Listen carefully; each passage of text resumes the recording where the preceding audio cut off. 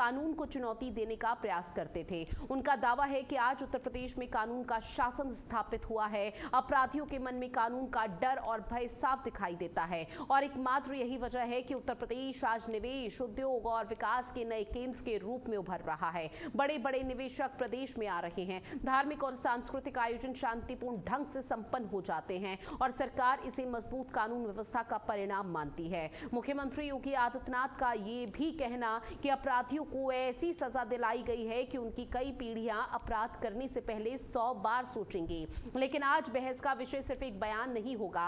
बहस इस बात पर भी होगी क्या यही मजबूत कानून व्यवस्था उत्तर प्रदेश को विकास, निवेश की नई ऊंचाइयों तक पहुंचाने का आधार है। क्योंकि आज इसी पर चर्चा हो रही है और जैसे ही सीएम योगी आदित्यनाथ की तरफ से बड़ा बयान दिया गया, उसके बाद से निरंतर तमाम रिएक्शन सामने आ चुके हैं, जहां पर विपक्षी पार्टी की तरफ से योगी आदित्यनाथ के इस बयान की, इस स्टेटमेंट की आलोचना की जा रही है। और ये बयान भी उस वक्त आया जब सुबह 11 बजे कार्यक्रम का आयोजन था लोक भवन में और सीएम योगी आदित्यनाथ की तरफ से पुलिस कर्मियों को ऑफर लेटर दिए जा रहे थे, रोजगार के लिए नियुक्ति पत्र वितरित किए जा रहे थे। और इस दौरान जब पुलिस के कर्मचारियों को और तमाम बड़े अधिकारियों को संबोधित किया तो उन्होंने बताया कि 2017 से पहले कानून व्यवस्था बदहाल स्थिति में थी, लेकिन 2017 के बाद से लगातार कानून व्यवस्था में परिवर्तन होता हुआ नजर आया है। एक बहुत बड़ा और बेहतर बदलाव देखने को मिला है, जिसको लेकर लगातार जो स्थिति है वो पलटती हुई नजर आ रही है। सीएम योगी आदित्यनाथ ने क्या कुछ कहा वो आपको सुनवाते हैं।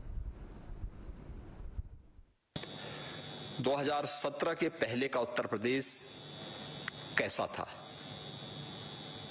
क्या होता था, पुलिस के बारे में जनता की धारणा क्या थी,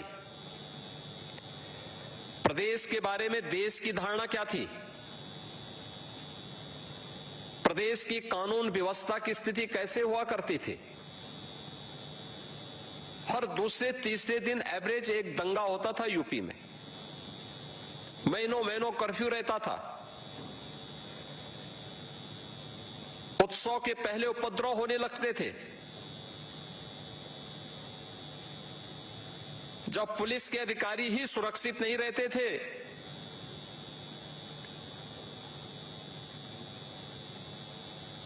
मुरादाबाद में आपने देखा होगा हमारे डीआईजी स्तर के एक अधिकारी को उपद्रवियों ने घेर करके मारा था।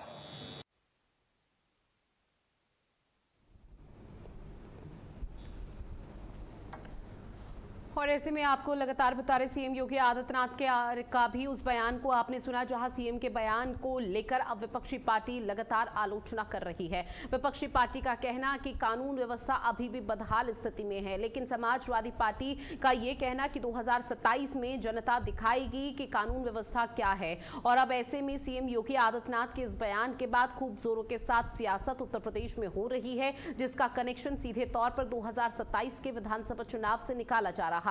लेकिन उससे पहले 2017 से पहले जो बेमारू राज्य की श्रेणी में उत्तर प्रदेश यहां पर कहा जाता था, सीएम योगी आदित्यनाथ ने एक बार फिर से उसी बात को दोहराया कि अब उत्तर प्रदेश वो बेमारू राज्य नहीं रहा है। 2017 के बाद बहुत सी स्थिति और दशा उत्तर प्रदेश की बदल चुकी है और उत्तर प्रदेश अब उत्तम प्रदेश बन चुका है, जहां पर कानून व्यवस्था का यहां पर किस तरह से लाभ पहुंच रहा है उसका जिक्र योगी आदित्यनाथ ने किया।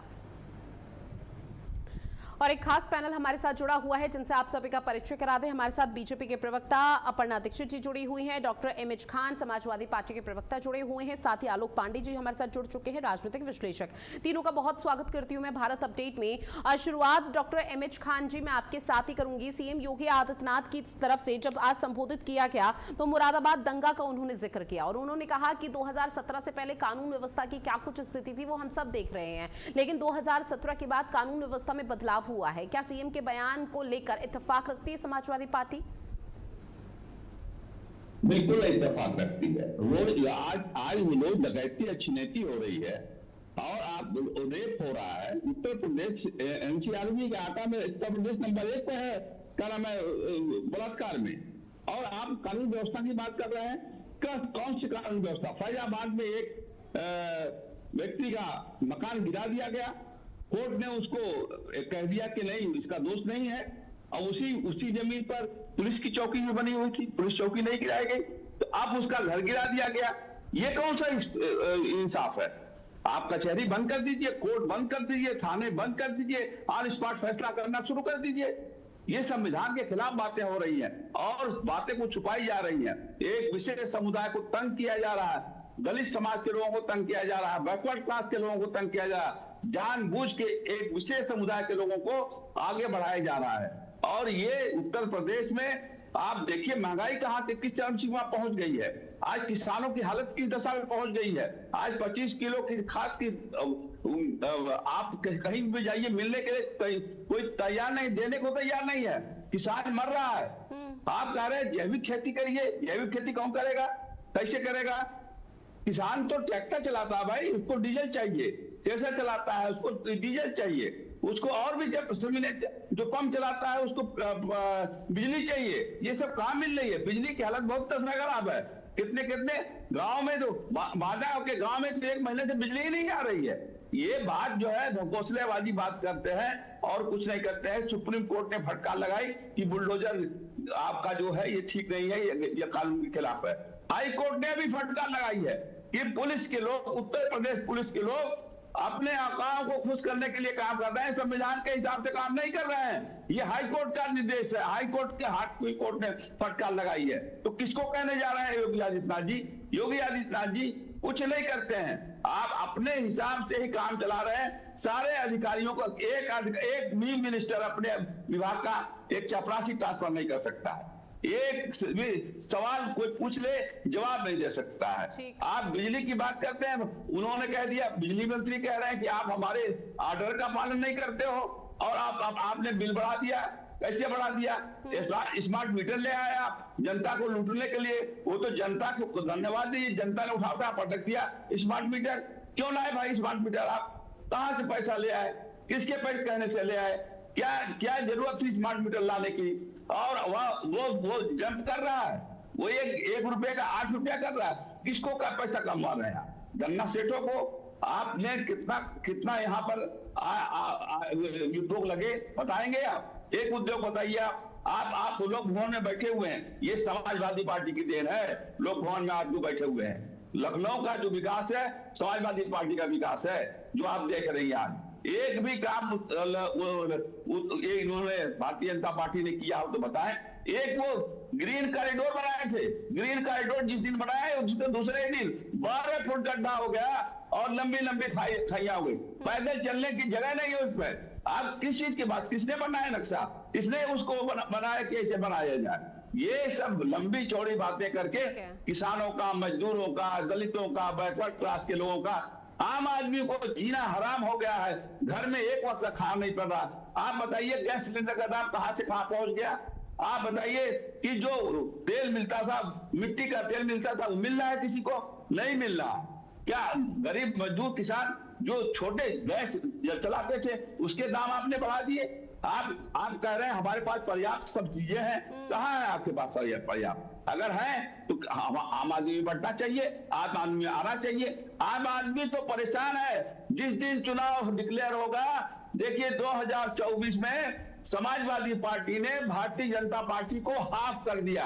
अब देखिएगा 2027 में समाजवादी पार्टी माननीय अखिलेश यादव के नेतृत्व में बीजेपी को साफ कर देगी। इसलिए कि जनता अब चुनाव लड़ेगी। जनता अब उब चुकी है इनसे, इनके बहकावे अब नहीं आने वाली है। हिंदू मुसलमान करके आप राजनीति करोगे, कसम खाओगे संविधान की और संविधान की धज्जियां उड़ाओगे।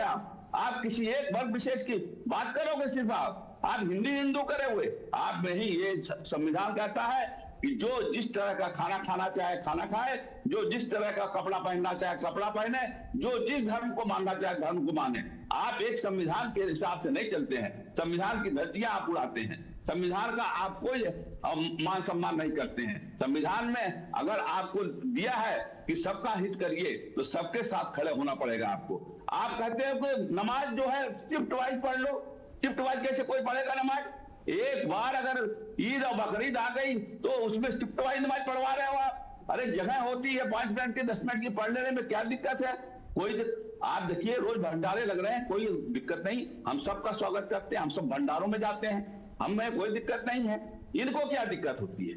नमाज पढ़ ले रहे हैं लोग, उनको क्या दिक्कत हो रही है? कहीं कोई बाधित नहीं होता है। इसलिए ये सरकार निकम्मी है, ये सरकार झूठी है। अभी भगवान राम पुरुषोत्तम राम के मंदिर में इतनी बड़ी डकैती इन लोगों ने डाली है, किसी के मुंह से आवाज नहीं निकल रही है। अभी आपके चैनल में बैठे हुए भारतीय जनता पार्टी के लोग इसको साबित करेंगे कि नहीं, डकैती नहीं हुई है, छिनैती नहीं हुई है। अरे साहब, जो जेवर आता था चढ़ावे में, जो औरतें अपना श्रृंगार का अपना मंगलसूत्र तक दान कर दिया था, वो कहां है? उसका पता नहीं चल रहा है। सीसीटीवी कैमरा ऑफ कर दिया जाता है, बंटवारा हो रहा है। एक टिल्लू जो इनका चंपत राय का ड्राइवर है, उसका 3 मंजिला मकान बना हुआ, उसके 10 होटलों में शेयर है, उसके पास पैसे खाने गोबर में पैसा निकल रहा है। गोबर में 10 लाख रुपया चंपत राय जाके निकलवा लाए, और टिल्लू की मां ने कहा कि चंपत राय आए थे, पैसा निकलवा ले गए। इस सब चीज का हिसाब कौन देगा? कौन बताएगा? किसको जवाब देंगे? आप खाली हिंदू मुसलमान करते रहेंगे, यही काम रह गया आपका। आप हाथरस कांड की आवाज नहीं उठा सकते हैं। हाथरस में क्या हुआ था? बेटी को आधी रात को जला दिया गया, मिट्टी का तेल डालकर जला दिया गया। हिंदू मैथोलॉजी का मजाक उड़ाया आपने क्या कहा? आपने कहा क्या? किससे कहा? कुछ नहीं कहा आपने कहा कि हम डिक्टेटरशिप लाएंगे उत्तर प्रदेश में। उत्तर प्रदेश में डिक्टेटरशिप नहीं ला सकते हैं जब तक माननीय अखिलेश यादव समझी जा सकती है। विपक्ष की भूमिका निभा रही है, तमाम मुद्दे हैं। लेकिन सर, चूंकि आपने कई बातों का जिक्र किया, सबसे पहले मैं विकास का जिक्र करूंगी। आपने विकास को लेकर पूछा कि भाई विकास का रोड मैप क्या है। इसको लेकर बीजेपी की प्रवक्ता अपर्णा दीक्षित हमारे साथ बैठी हुई है, वो पूरी फेहरिस्त और पूरी लिस्ट आपको बताएंगी कि बीजेपी ने विकास कैसे किया है। दूसरा, आपने भंडारा और नमाज का जिक्र किया। सर, शिफ्ट वाइज नमाज या फिर सड़कों पर नमाज अदा करने के लिए मना किया है। ये थोड़ी नहीं कहा है कि आप मस्जिद में नमाज अदा ही मत कीजिए। तो भ्रम वाली स्थिति आप लोगों की तरफ से फैलाई जा रही है। बात रही भंडारे की, तो यह भी कहा गया है कि धार्मिक आयोजन, चाहे वो हिंदू धर्म का हो या मुस्लिम इस्लाम धर्म का हो, वो सड़कों पर अदा नहीं होंगे। अगर उससे किसी भी आवाजाही के दौरान किसी भी आम जनमानस को दिक्कत होती है तो इस तरह के आयोजनों को बंद कराया जाएगा। तीसरा, आपने सर एनसीआरबी का जिक्र किया कि महिला अपराधों में एनसीआरबी के आंकड़ों में नंबर 1 है। मैं सबसे पहले आपसे जानना चाहूंगी, एनसीआरबी के कौन से साल के आंकड़े आप गिना रहे हैं? क्योंकि जो अभी हाल फिलहाल में आंकड़े एनसीआरबी के सामने आए थे, उसमें उत्तर प्रदेश में अपराधों की जो फेरिस्त है वो भी कम हुई थी। महिला अपराध में उत्तर प्रदेश नंबर 1 पर तो नहीं दिखाई दिया था। कम हुई थी? कहां पे आपने कहा कम हुई थी? नहीं, आपके पास फैक्ट्स हैं, आपके पास समाजवादी पार्टी के पास फैक्ट्स हैं, समाजवादी पार्टी के पास फैक्ट्स हैं, तो इस फैक्ट्स को यहाँ पर प्रूव करें और मुझे गलत साबित कर दें। बिल्कुल फैक्ट है, बिल्कुल सारा फैक्ट है। दिखाइए एनसीआरबी के आंकड़े, दिखाइए एनसीआरबी के आंकड़े दिखाइए। आप खुद देख लीजिए ना, हमसे। सर, मैं तो देख रही हूँ, मैं तो पूरा डेटा लेकर बैठी हुई हूँ सर, मैं तो पूरा डेटा लेकर बैठी हुई हूँ। एनसीआरबी के आंकड़ों में महिला अपराधों की संख्या या फिर जो अपराध है वो कम हुए हैं। समाजवादी पार्टी की तरफ से नहीं बोला जा रहा। मिल रही है आज 25 रुपए की चाय मिल रही है, जो 10 रुपए की चाय मिलती थी। आंख नहीं खुल रहा आप लोगों का। आप लोग इसी तरह से गोदी मोटिया बन के काम करेंगे।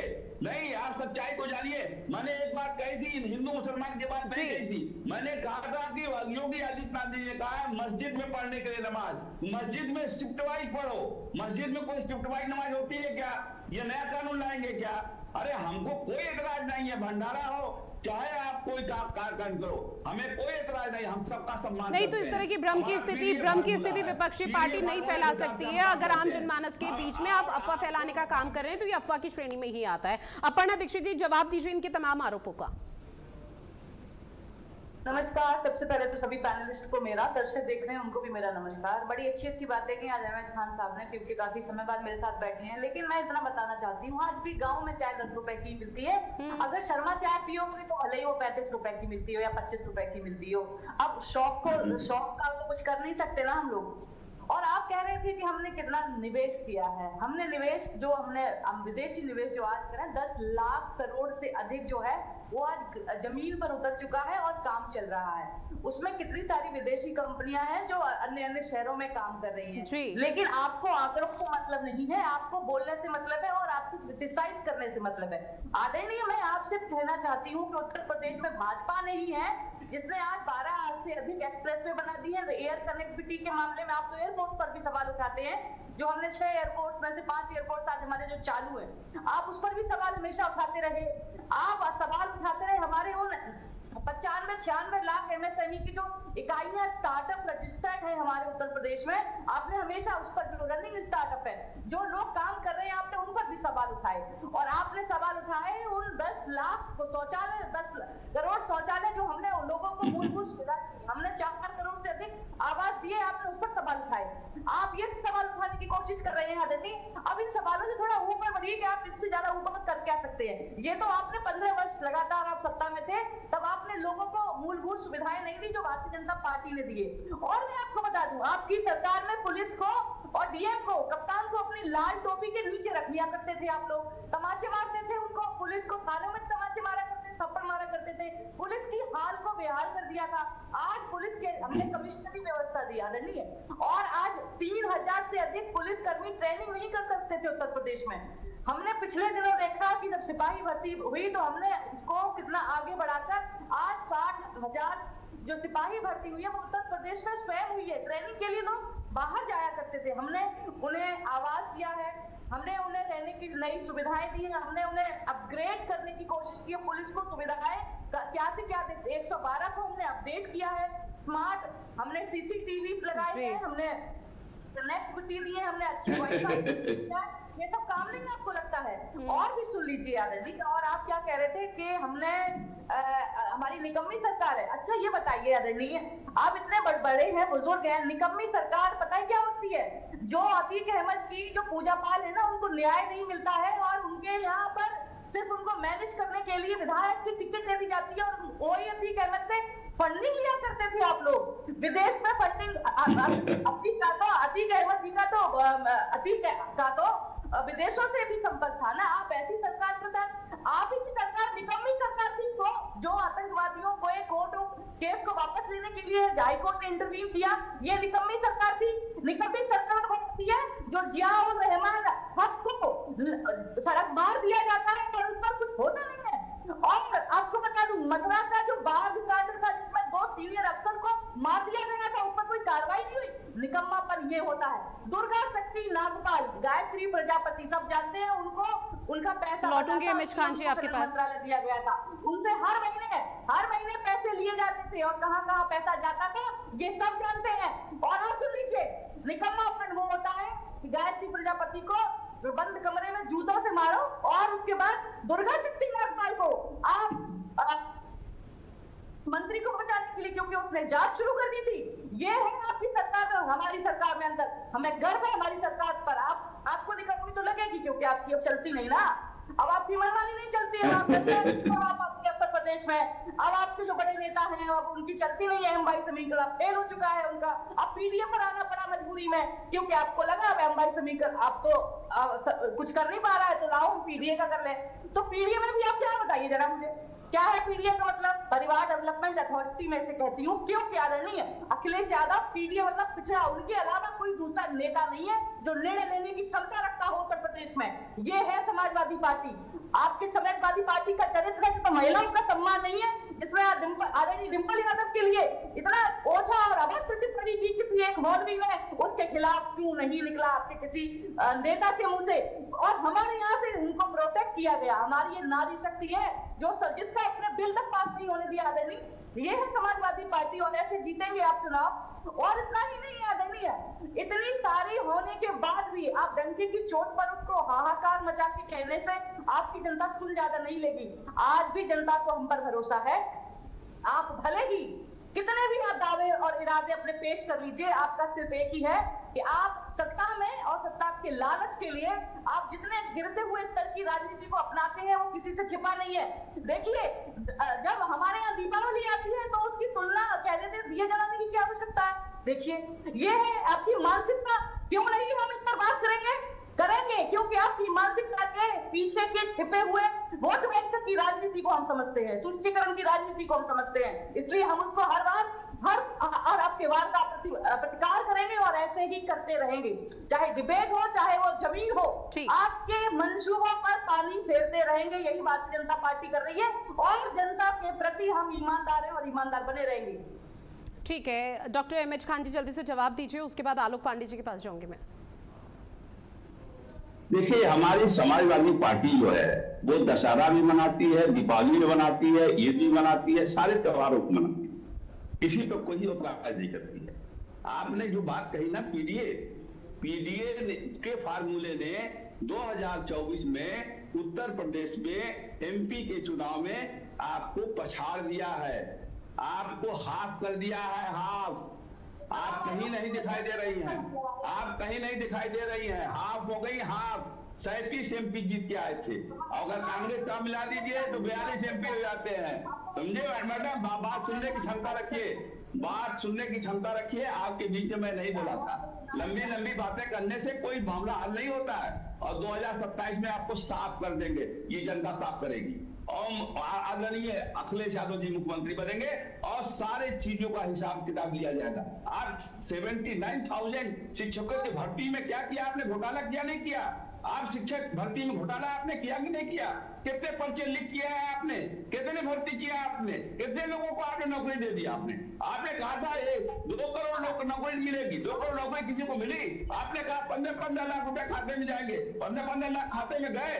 देखिए यही चैनल का यही होता है कि जो विपक्ष में बैठा है उसका पूरा फ्रेम दिखाएंगे, और जो आदमी आपके बोलना चाहता है उसको आप छोटा सा दिखाएंगे। ये आपका चैनल है। ऐसे चैनल को मैं सलाम करता हूं कि ऐसे दिखाया जाता है, ऐसे दिखाया जाता, ऐसे नहीं दिखाया जाता भाई, ऐसे नहीं दिखाया। बराबर से दिखाइए आप, तो आपका चैनल सही है, वरना ऐसा चैनल नहीं हम मानते हैं। ऐसे चैनलों को हम मोदी मीडिया मानते हैं, मोदी मीडिया समझते हैं। बात को समझने की जरूरत है। आप वहां बैठ के लंबी लंबी बातें, आज लोग फोन को तोड़ दीजिए ना। लोग फोन बनवाया है अखिलेश यादव जी ने, आगरा एक्सप्रेस बनवाया है अखिलेश यादव जी ने। आगरा एक्सप्रेस चलती है नहीं चलती है? आप जब देखिए ना, मेट्रो बनवाया अखिलेश यादव जी ने, एकाना स्टेडियम बनवाया अखिलेश यादव जी ने, लैपटॉप बांटा, आज भी लैपटॉप बांट रहा है। आज की डेट में अपोजिशन में होने के बाद भी हमने 10,000 लोगों को लैपटॉप बांटा है। आप कितना लैपटॉप बांटे बताइए? आप कितने लैपटॉप बांटे? कितना साइकिल दिया लड़कियों को?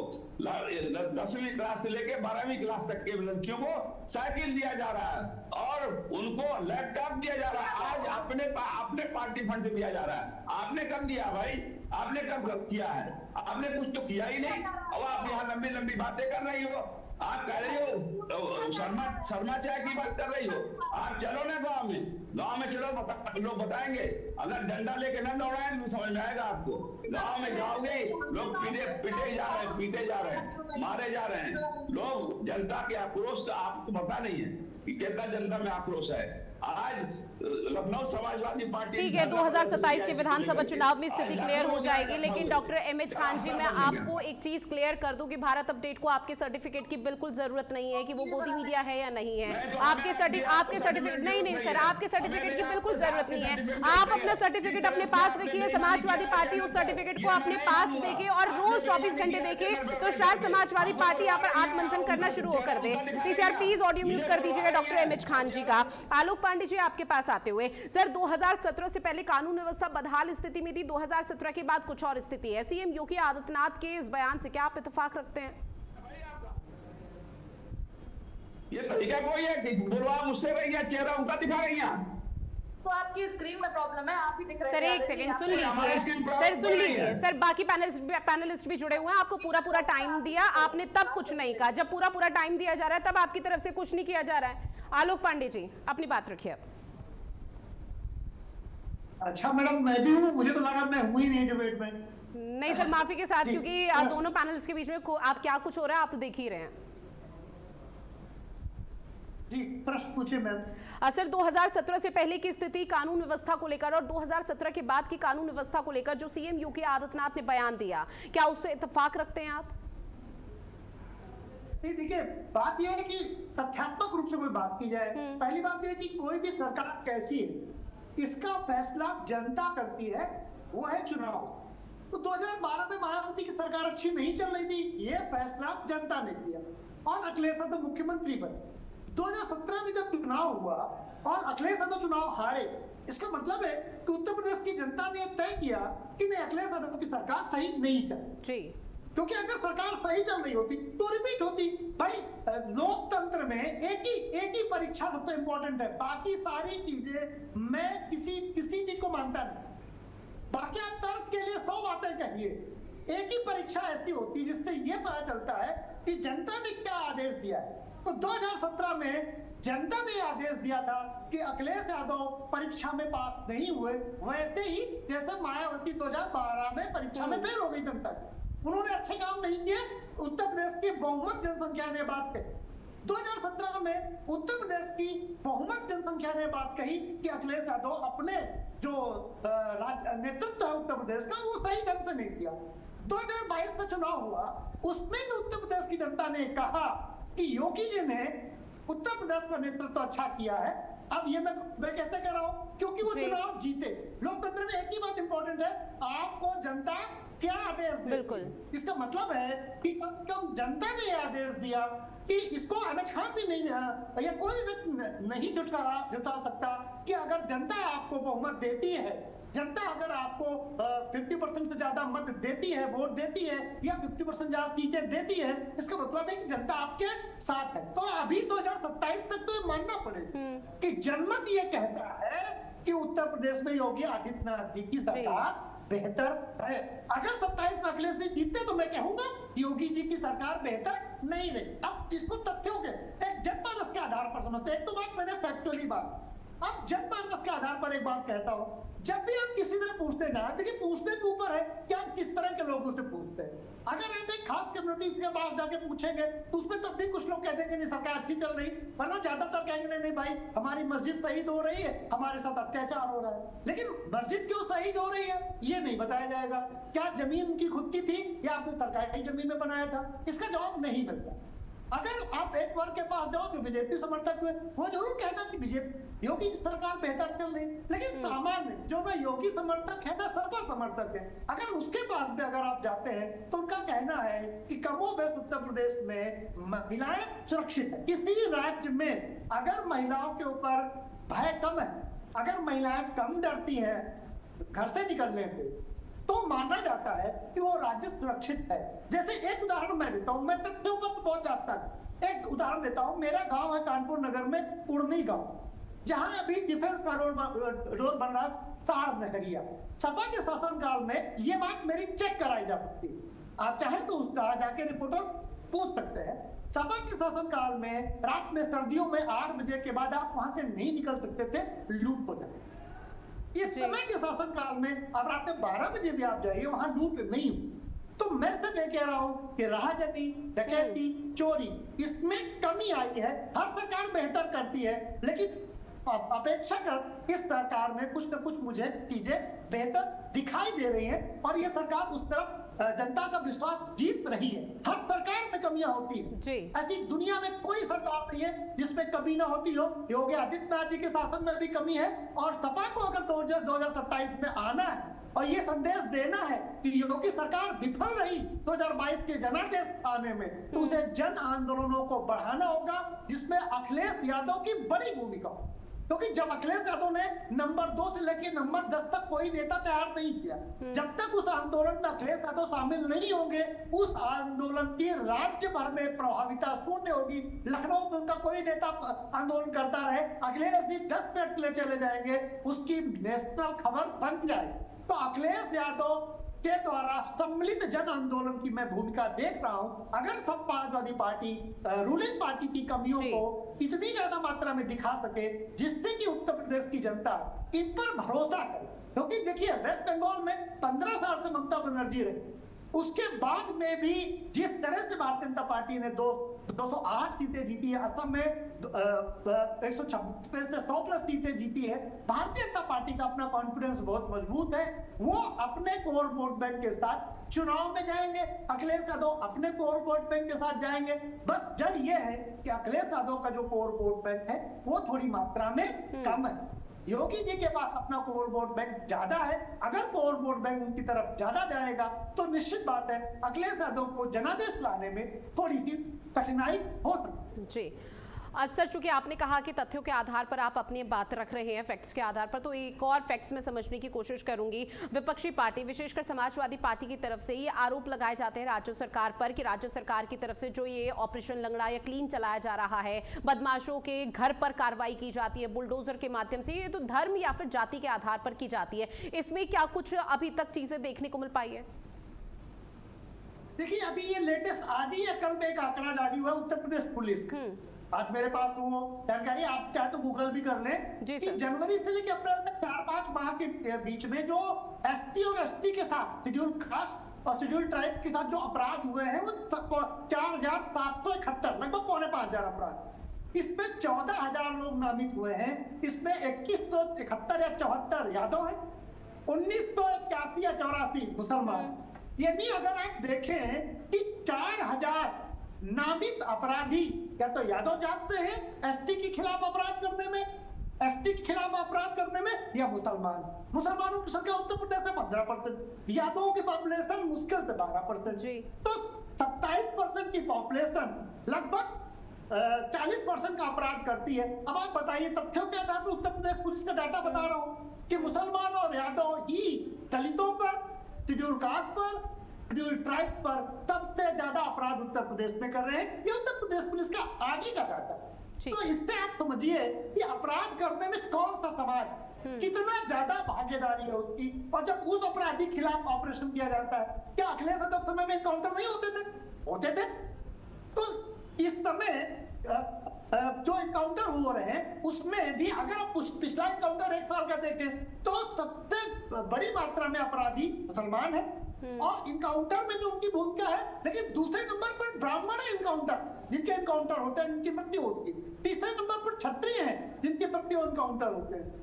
तो इनकाउंटर केवल ये नहीं है कि केवल मुसलमानों की ओर है, ब्राह्मण और क्षत्रियों के भी इनकाउंटर हो रहे हैं। तो जो भी अपराधी अपराध कर रहा है वो अपराधी दंड का भागी है। एक बात और आपकी रहेगी कि ये जो घर धीराएगा ये उसका क्या, उसको लेकर के बहुत लोग न्यायालय गए। सुप्रीम कोर्ट ने बाकायदा गाइडलाइन जारी किया कि कोई व्यक्ति अगर अपराध करता है तो उस वजह से उसका घर नहीं गिराया जाएगा। लेकिन सुप्रीम कोर्ट ने यह बात कहने से मना कर दिया कि अगर किसी का घर अवैध बना है, सरकारी जमीन पर बना है, तो उसको गिराने की अनुमति वो नहीं रोक सकते, उसकी अनुमति है। तो इसलिए अगर किसी अपराधी कोई अपराध भी करता है और वो सरकार की जमीन कब्जा करता है, अवैध घर बनाता है, तो अवैध हिस्सा गिराने का हक सरकार के पास है। ये भारत का संविधान अनुमति देता है, ठीक। ये सर्वोच्च न्यायालय ने अनुमति दी। तो इसलिए इस बात को बार बार कहना कि एक मुसलमान मुस्लिम तो घर गिरा दिया था, ऐसा नहीं है। मुसलमान भी है, अपराधी भी है और जमीन भी कब्जा की है। तो जमीन कब्जा करेंगे तो धन किसी का भी हो, जात किसी का भी हो। आपको हमने आंकड़ों के आधार पर बता दिया है कि हर जाति, हर वर्ग से अपराधी जेल भी गया है, इनकाउंटर। जी। डॉक्टर एमएच खान जी अपनी बात रखिए अब। सर एक बार अनम्यूट कर दीजिए, उसके बाद अपनी बात रखिएगा। एमएच खान जी आवाज पहुंच रही है सर? डॉक्टर एमएच खान जी अगर मेरी आवाज़ सर आप तक पहुंच रही है तो एक बार अनम्यूट कर दीजिए, उसके बाद अपनी बात रखिएगा क्योंकि आपकी आवाज़ मुझ तक नहीं पहुंच पा रही है सर।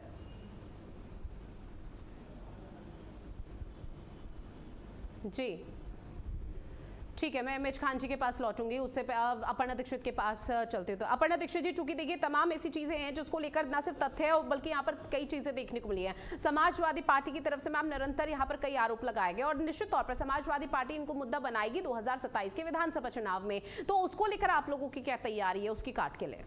आवाज नहीं आ रही। अपर्णा जी। सबसे पहले तो भारतीय जनता पार्टी बूथ का चुनाव लड़ती है। बूथ मेरा बूथ जाओ नहीं, अब जाओ चलिए, अब चलिए। अपर्णा दीक्षित जी आप अपनी बात रखिए। जी मैम। तो भारतीय जनता पार्टी हमेशा बूथ स्तर की राजनीति करती है और रही बात आंकड़ों की, जब भी कोई यहाँ से आज पूरे देश में आंकड़ों पर एनसीआरबी की रिपोर्ट पर ये बहुत भरोसा करते हैं। तो आज प्रति 1 लाख व्यक्ति पर आज उत्तर प्रदेश में जो क्राइम हो रहा है वो 1.2 है। बात करें तो 2.7 है। वही केरला की बात करें 3 पॉइंट समथिंग है। ऐसे करके बहुत सारे जो स्टेट हैं उसमें हमने 18वें स्थान पर, महिला अपराध में 17वें स्थान पर। देश में सबसे ज्यादा जो बड़ी बात है वो ये है। डॉक्टर एमएच खान जी, अगर सर आप तक आवाज पहुंच रही है तो सर मैं आपकी आवाज मेरे पास तक क्लियर आ रही है। मैं 5 मिनट में लौट आवाज मिल रही है। एक बार अपर्णा दीक्षित जी की बात कंप्लीट हो जाए फिर उसके बाद मैं आपके पास आती हूँ। एक बार सुन लेते हैं अपर्णा दीक्षित को। अपर्णा जी। ठीक है, ठीक। तो कुल मिला के एनसीआरबी पर मैं बात कह रही थी कि एनसीआरबी में पूरे देश में जो 6% की कमी आई है, सारे मामलों की अगर बात करें तो सारे मामलों में 6% की कमी आई है 2024 के आंकड़ों में। ये बहुत बड़ी कमी है। और रही बात महिला अपराध में, तो 17वें स्थान पर है। उत्तर प्रदेश की बात करें तो 18वें पायदान पर है, जो कि बहुत बड़ी बढ़त है।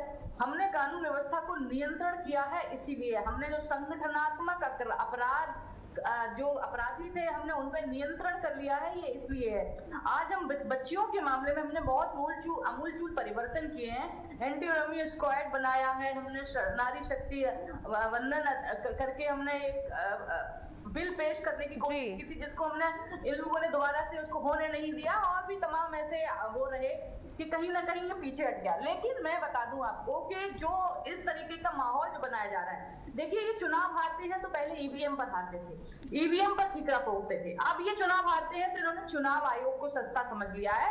जो चुनाव संस्था करा रही है उसी पर प्रश्न चिन्ह उठा दो कि चुनाव आयोग के उसमें है। और 2024 में आंकड़ों पर ये हमेशा बात करना भूल जाते हैं। अभी जो उत्तर प्रदेश की स्थिति है ना, मैं बता दूं आपको कि जब हम जनता के बीच में जाते हैं तो जनता को लगता है कि हमें क्या सुविधाएं मिली हैं, सुविधाओं के आधार पर चुनाव होता है। हमारे आलोक जी भाई साहब ने बहुत अच्छे से उसे विश्लेषित किया है, और वो हमेशा बेहतरीन विश्लेषित करते हैं, जो समाजवादी पार्टी को खैर कभी समझ में नहीं आता है, क्योंकि उनको लगता है वो पक्ष और उसमें ध्यान रखते हैं। लेकिन ऐसा नहीं है। आज की स्थिति में भारतीय जनता पार्टी में आज लोग संतुष्ट हैं हमारी कार्य पद्धति से, हमारे जो निर्णय लेने की क्षमता है उससे। पुलिस की आज आप देखेंगी कार्य पद्धति वो बहुत बेहतर हुई है। अब लोग पारदर्शी रखने की कोशिश करते हैं। आज जब शिकायत पहुंचती है तो तुरंत एफआईआर रजिस्टर्ड होती है। पहले जो प्रभावशाली नेता हुआ करते थे, एक फॉर्म घुमा देते थे तो एफआईआर रजिस्टर्ड नहीं होती थी। अब ऐसा नहीं है उत्तर प्रदेश में। अब लोगों की सुनी जाती है, अब नेताओं की नहीं सुनी जाती है। उत्तर प्रदेश बदल चुका है। उत्तर प्रदेश की ये बदलती हुई तस्वीर है, जिसको माननीय योगी आदित्यनाथ जी ने कहीं ना कहीं नए आयामों के साथ स्थापित किया है। लोगों को इसलिए समझ में नहीं आएगा क्योंकि अब मनमानी नहीं चल रही है। सबसे महत्वपूर्ण है कि मनमानी नहीं हो पा रही है उत्तर प्रदेश में। अब अपराध नहीं हो पा रहे हैं उत्तर प्रदेश में। अपने मनमाने तरीके से पैसे वसूली नहीं हो पा रही है, अपहरण नहीं हो पा रहे हैं। इस उत्तर प्रदेश में लोग जो गुंडे हुआ करते थे उनको संरक्षित करने का काम जो समाजवादी पार्टी करती थी, अब वो रुक चुका है, उनकी नहीं सुनी जा रही है, इसलिए दिक्कत है। अब रही बात क्राइम की, तो क्राइम में जब भी आप करो, उत्तर प्रदेश में आज क्राइम पर डिबेट है तो मैं बात करूंगी कि जब भी उत्तर प्रदेश में क्राइम अगर कोई होता है तो और प्रशासन की या पुलिस की निगाह में आता है तो आज उस पर कार्रवाई होती है, न कि उसको छुपाया या दबाया जाता है। ये फर्क है उनमें और हम में। ये होता है मंशा पर, अगर क्राइम होता है तो हमें क्राइम खत्म करना है, उसको छिपाना नहीं है। हमने उस क्राइम पर कितना काम किया है और लगातार निरंतर करते रह रहे हैं ताकि अपराधियों के मन में एक डर व्याप्त हो, और वो डर सच में व्याप्त है। जब माननीय योगी आदित्यनाथ जी बोलते हैं कि अगर आप क्राइम करोगे तो अगले चौराहे पर धर लिए जाओगे, इसका मतलब है कि हाँ, हमने मैसेज देने में सफलता हासिल की है, जिसका क्राइम रेट से एनसीआरबी के आंकड़ों में लिखित है। ये कह जरूर देते हैं आंकड़ों के आधार पर कि उत्तर प्रदेश 25 करोड़ लोगों का प्रदेश है तो एनसीआरबी के आंकड़ों में नंबर 1 है। ऐसा नहीं है। उत्तर प्रदेश ने क्या था और क्या हासिल किया है, हमें इस पर बात करनी चाहिए। और अब हम आगे आने वाले 2027 के चुनावों में हम क्या हासिल कर पाएंगे, हमें इस पर बात करनी चाहिए।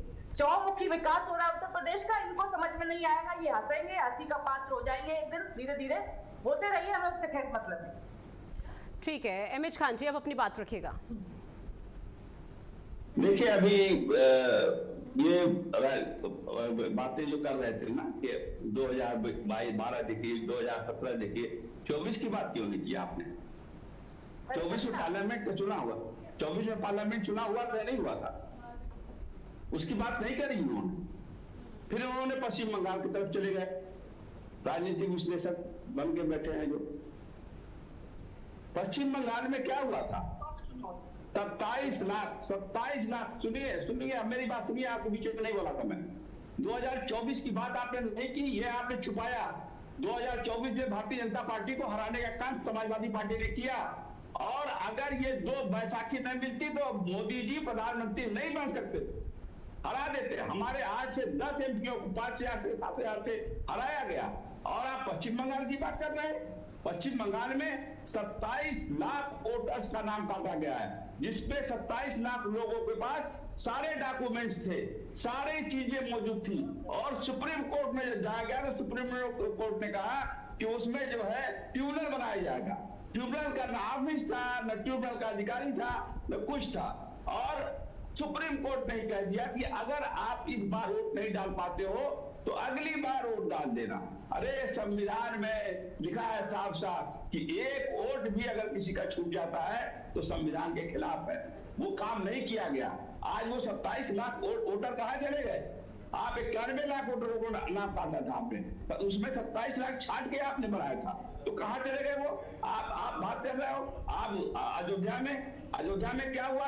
आप कह रहे हो बिल्डिंग गिरा देना चाहिए था, बिल्डिंग गिरा तो दिया आपने अयोध्या में, लेकिन उसको हाई कोर्ट ने कह दिया ये निर्दोष है। अब उसकी बिल्डिंग कौन बनाएगा? वो तो निर्दोष साबित हो गया। तो ये जो आप क्या नाम है हड़बड़ी में काम करते हैं, ये कानून सम्मत नहीं है, ये कानून के खिलाफ है।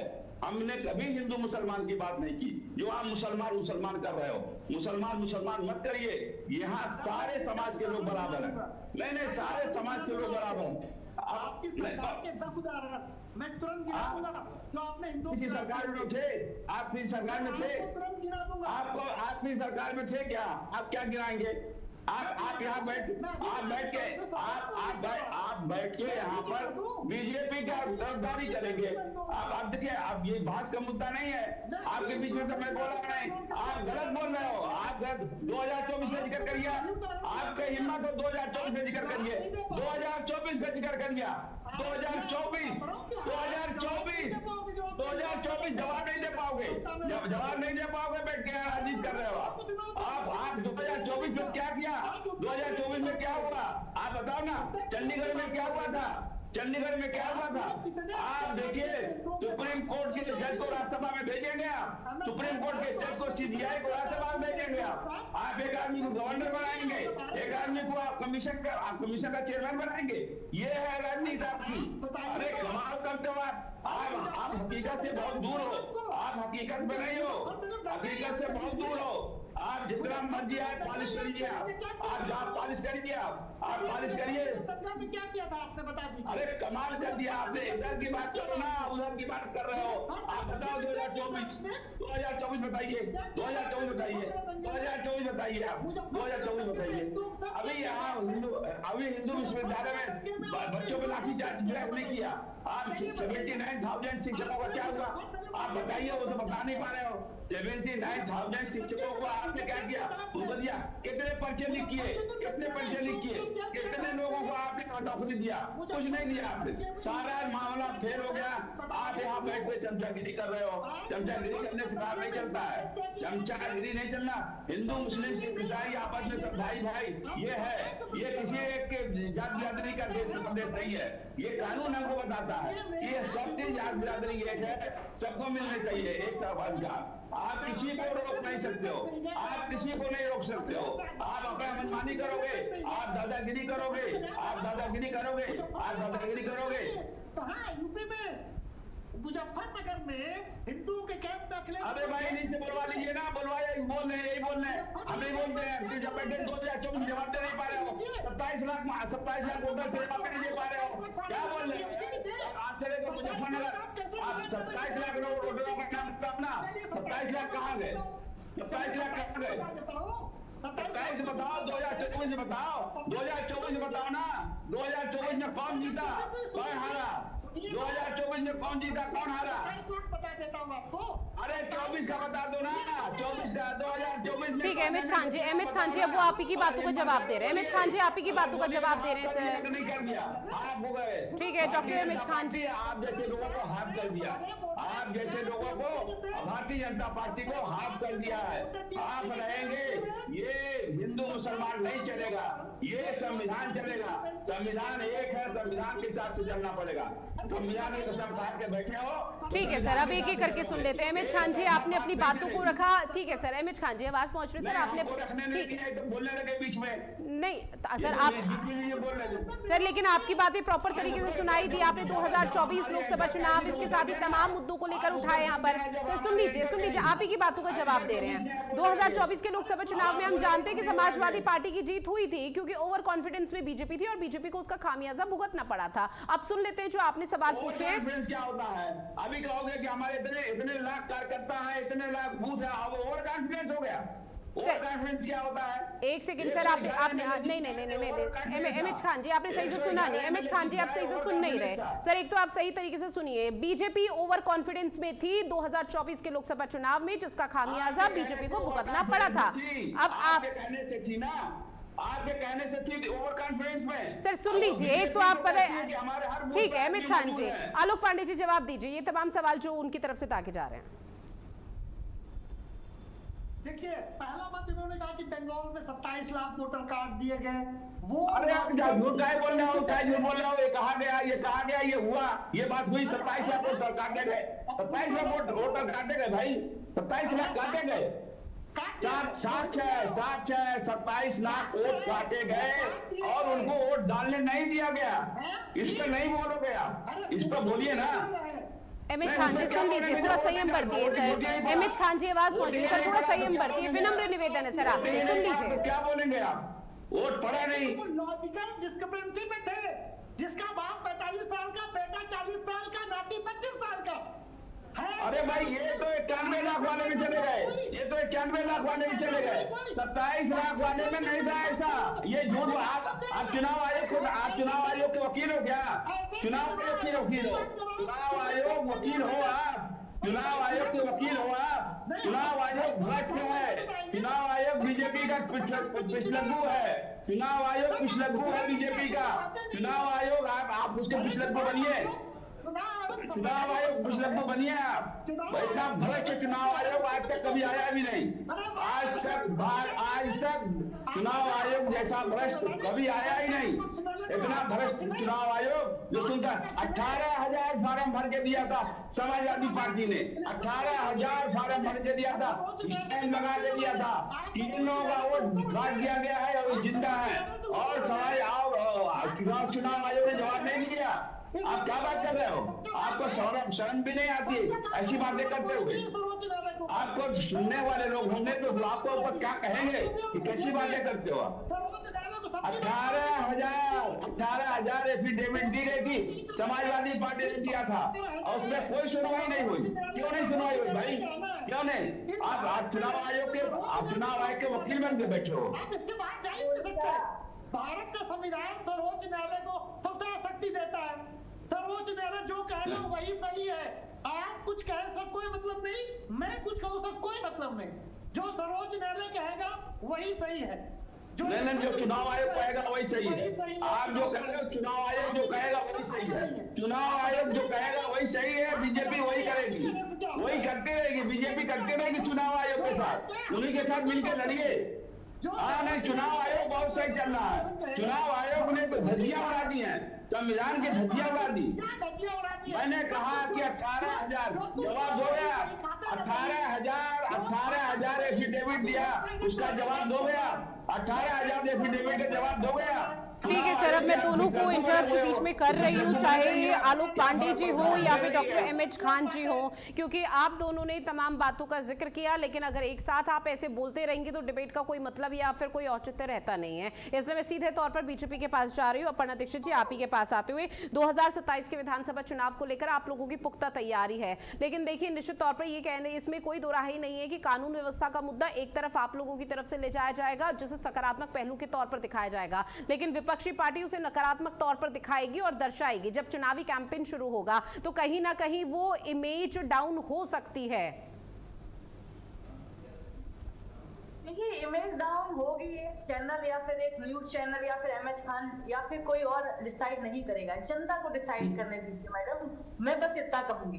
दूसरा मैं ये कहूंगी आदरणीय आपसे मैडम कि ये जो एमएच खान जी बैठे हैं ये वही है ना जिन्होंने कारगिल युद्ध पर एक 2014 में बयान दिया था।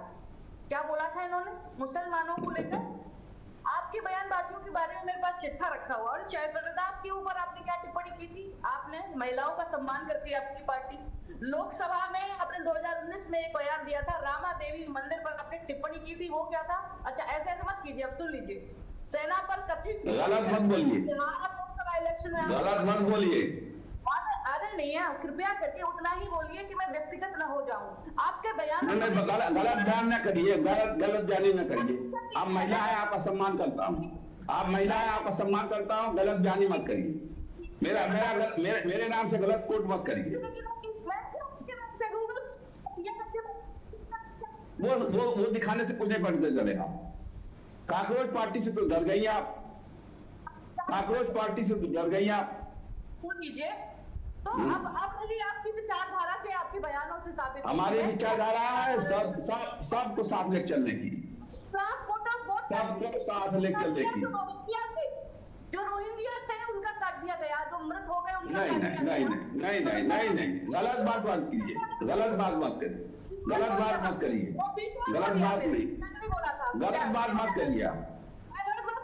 आपके बयानों को मैं रिपीट कर रही हूँ, मैं गलत बोल रही हूँ। जो आपने बोला है मैं उसे दोबारा बता रही हूँ कि आपने क्या क्या बोला है।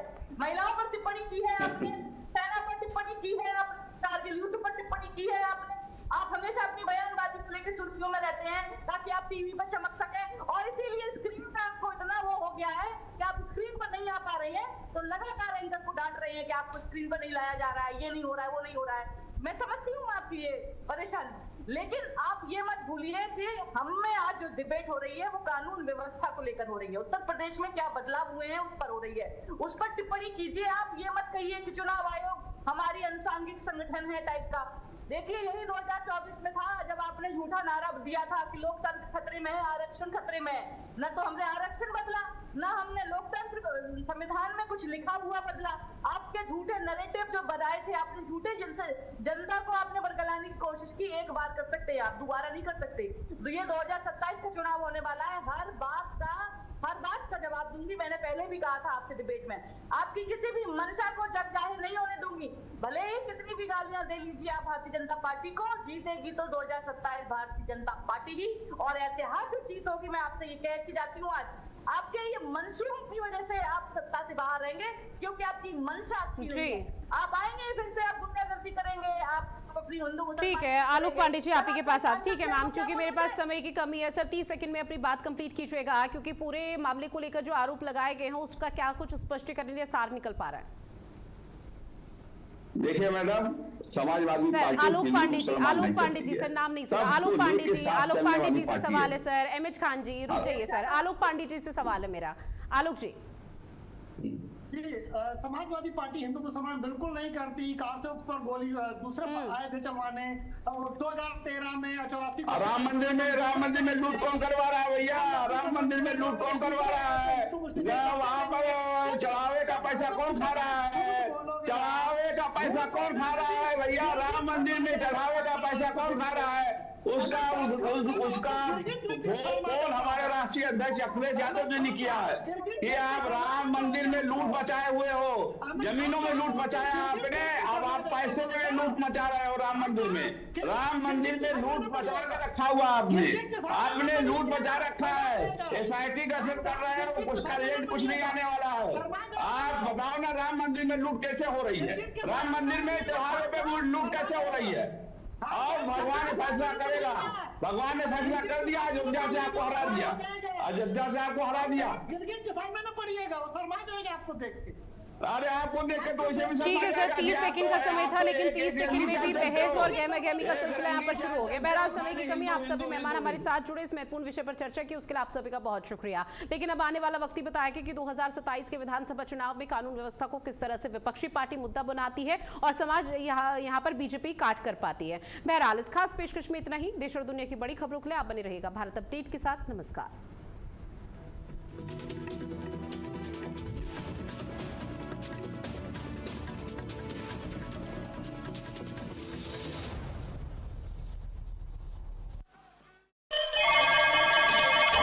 खबर अब सिर्फ स्टूडियो तक सीमित नहीं होगी।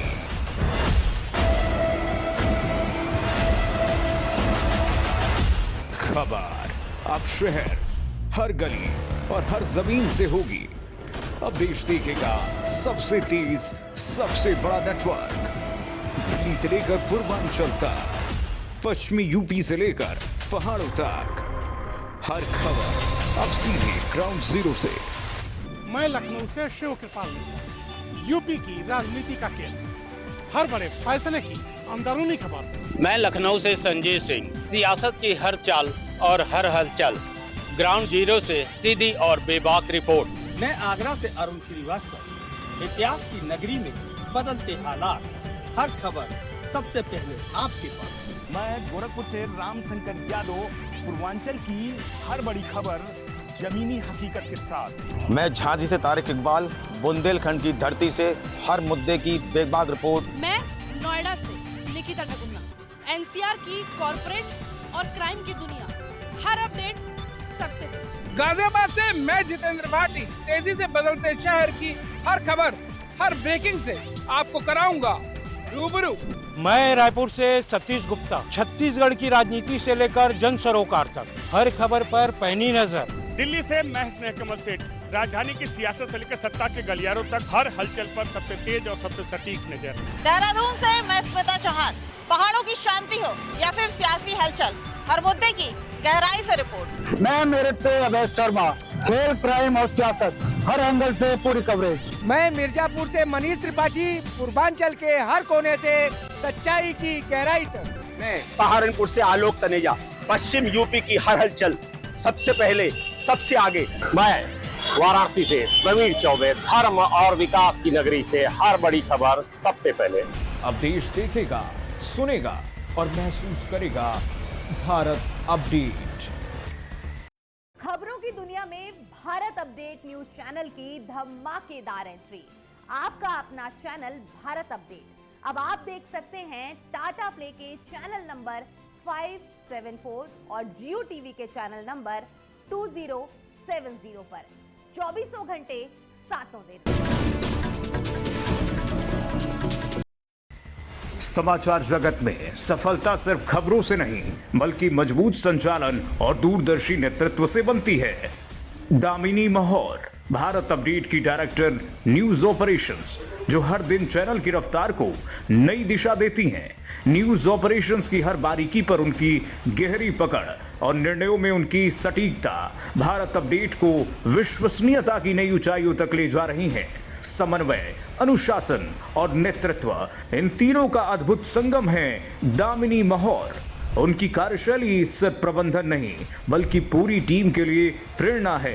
आज भारत अपडेट की सफलता में उनकी मेहनत, दूरदृष्टि और समर्पण की मजबूत छाप है।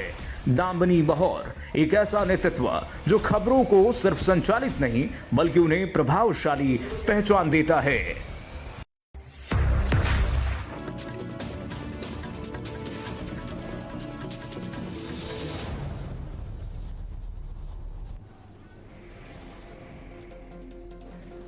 G7 के मंच से प्रधानमंत्री नरेंद्र मोदी का बड़ा ऐलान। अमेरिका, यूरोप को दिया सबका साथ का मंत्र। कहा, ईरान युद्ध से पहले सप्लाई चेन टूट चुकी है।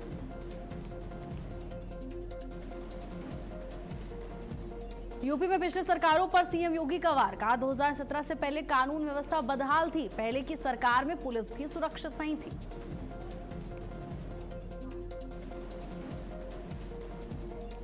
उद्धव ठाकरे की पार्टी में बड़ी बगावत। शिवसेना यूबीटी के 6 सांसद शिंदे गुट में शामिल। लोकसभा स्पीकर से मुलाकात के बाद फैसला लिया।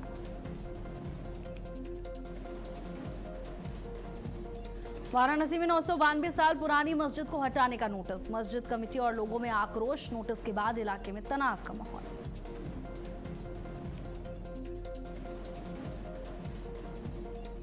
बदायूं में भीषण सड़क हादसे में 6 महिलाओं की मौत, 3 घायल। घायलों का हॉस्पिटल में इलाज जारी।